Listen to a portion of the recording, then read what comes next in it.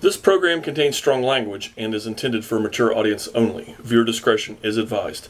The views and opinions expressed in this video are that of Zig the Puppet only and do not reflect the views and opinions of DVD Collector 1974 or In the Movie Room with James Higgins.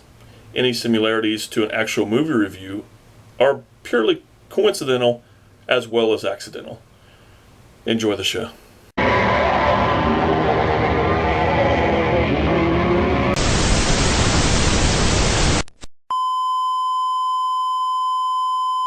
We interrupt this broadcast to bring you a special news bulletin direct via satellite from our on-the-spot task force.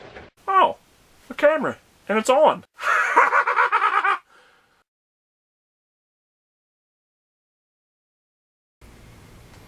Well, hello! Welcome back! Time to destroy another classic, Halloween. This was directed by John Carpenter, written by John Carpenter and Deborah Hill. With a budget of 320,000 clams, what I'm trying to figure out is where's the damn money? Jamie Lee Curtis, daughter of Janet Leigh and Tony Curtis, plays Laurie, the first in a long line of designated screamers, and an even longer line of sequels and remakes. Michael Myers, the first and original, and accept no copies version of Michael Myers, gave a convincing performance, giving Jamie Lee a hard time in this movie. In her defense, she was only 18, and she did only make $8 grand for this movie, as her portrayal of the sister of this independent pile of spooky crap.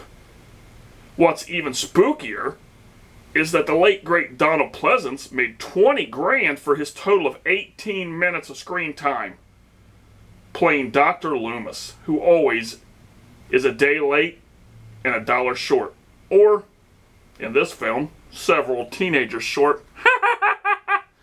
So, where'd the rest of the money go? It sure wasn't the mask Carpenter came up with. That was a William Shatner mask. Captain Kirk. He could have hired William Shatner to play the part. That would have saved time. No. That would have blown the budget, since this diva wants $75 for an autograph. Funny part is not only became one of the most popular masks of all time, it also marks the best acting job of Shatner's career. I'm coming to get you, sis. Some argue that this is the best independent horror movie ever made.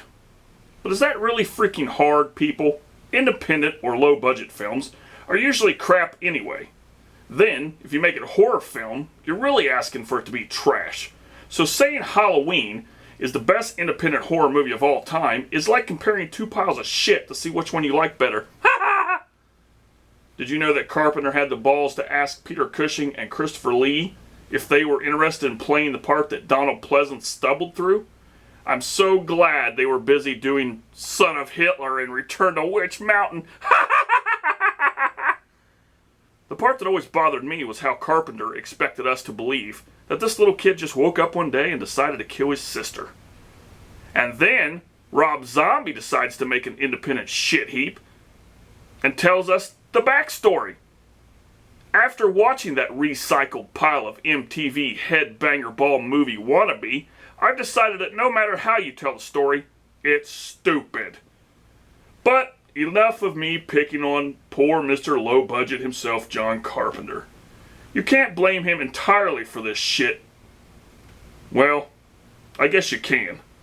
If Carpenter had killed Michael Myers at the end of the first one, he would have saved Laurie, Loomis, and all of us from the string of sequels that plagued us every 20 minutes.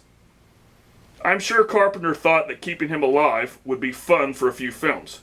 But I'm sure he didn't intend on good old Mike Myers to bite the big one, come back to life 957 times, and I really don't think he foresee them rebuilding the franchise using Busta Rhymes.